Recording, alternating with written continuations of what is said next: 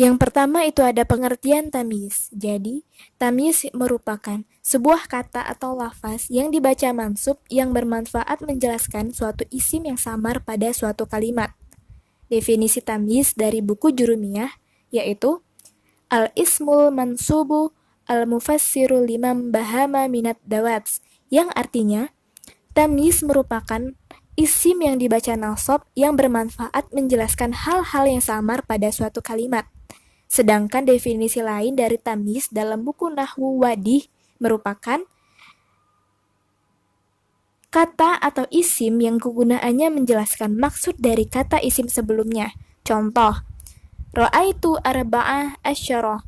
Saya menyaksikan 14. Nah, di sini masih samar-samar. Maksud dari ia menyaksikan 14 itu apa? Lanjut, dijelaskan kembali yaitu Ra'aitu arba'ah asyara ghanaman. Saya menyaksikan 14 kambing. Dari contoh di atas dapat dijelaskan bahwa dalam kata saya menyaksikan 14 tidak melafalkan benda atau barang yang dapat dihitung tamyiznya, sehingga kalimat tersebut belum terbilang kalimat menyeluruh atau sempurna. Ia masih samar atau rancu. Kemudian, jika kalimat tersebut ditambahkan keterangan kambing, ghanaman, maka kalimat tersebut menjadi sempurna dan dapat dipahami menjadi saya menyaksikan 14 kambing. Jadi keterangan dari kata 14 merupakan kambing. Dalam kaidah tamyiz terdapat dua istilah yaitu tamyiz dan mumayyaz. Tamyiz itu sebagai pembeda atau penjelas, sedangkan mumayyaz merupakan isim mubham yang dijelaskan kesamarannya. Contoh, Ishtaraitu litlan balhan. Saya membeli setengah kilo kurma. Kalimat tersebut yang menjadi mumayyiz ialah kata ritlan atau setengah kilo. Sementara tamyiz pada kalimat tersebut ialah balhan atau kurma. Kata kurma menyatakan hitungan setengah kilo. Apabila kata kurma tidak dilafalkan, maka kalimat tersebut belum jelas dan belum sempurna, masih samar-samar. Baiklah, untuk materi selanjutnya akan dijelaskan oleh Saudari Amalia Permata. Kepadanya saya persilahkan. Terima kasih Saudari Dinda atas waktu yang telah diberikan. Langsung saja saya akan membahas materi selanjutnya. Pembahasan kedua mengenai hukum-hukum tamyiz. Hukum-hukum tamyiz terbagi menjadi dua. Yang pertama ada hukum tamyiz pada mumayyaz mufrad dan yang kedua ada hukum tamyiz pada mumayyaz jumlah. Hukum tamyiz pada mumayyaz mufrad.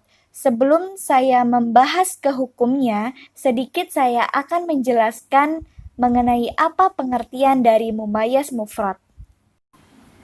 Mumayyaz mufrad atau disebut juga dengan mumayyaz malfud dan zat merupakan mumayyaz yang lafaznya nampak dan berupa satuan atau bukan kalimat.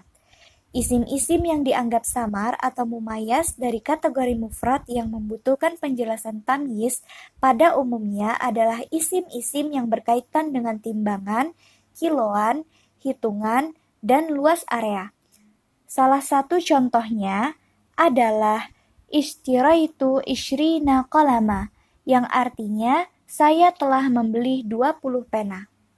Hukum tamyiz pada mumayyaz mufrad tersebut pada dasarnya untuk kategori mumayyaz mufrad harus nakirah dan mansub, namun terkadang beralih menjadi majrur sebab didahului huruf jar atau majrur sebab berada pada posisi mudhaf ilaih. Yang kedua adalah hukum tamyiz pada mumayyaz jumlah. Mumayyaz jumlah atau kalimat merupakan mumayyaz yang lafaznya tidak nampak dalam bentuk satuan, melainkan kesamaran makna kalimat secara keseluruhan. Untuk bisa memahami bahwa kalimat mumayyaz yang akan dijelaskan dengan tamyiz masih samar, yaitu dengan cara konteks kalimatnya. Contoh, hasuna Khalidun, Khalid baik. Kalimat Khalid baik adalah susunan jumlah fi'il dan fa'il yang secara makna keseluruhan masih samar, sebab memungkinkan timbulnya multi tafsir. Mungkin akan timbul pertanyaan-pertanyaan terkait kebaikan Khalid. Misalnya, apa yang dianggap baik dari seorang Khalid? Apakah perilakunya, fisiknya, wataknya, ataukah karakternya? Artinya, yang akan diperjelas dengan tamyiz bukanlah zat Khalid itu sendiri, dikarenakan nama Khalid sudah jelas atau tidak samar. Namun, yang akan diperjelas yaitu sifat baik yang dimiliki oleh seorang Khalid. Hukum tamyiz pada mumayyiz jumlah sama seperti tamyiz untuk kategori mumayyiz mufrad, yaitu harus nakirah dan mansub. Namun terkadang beralih menjadi majrur sebab didahului huruf jar atau majrur sebab berada pada posisi mudhaf ilaih. Contohnya, Khalidun ahsanu khuluqan, yang artinya Khalid lebih baik perilakunya. Contoh yang kedua, Al-ustadzu aktsaru khibratan, yang artinya Ustadz lebih banyak pengalamannya.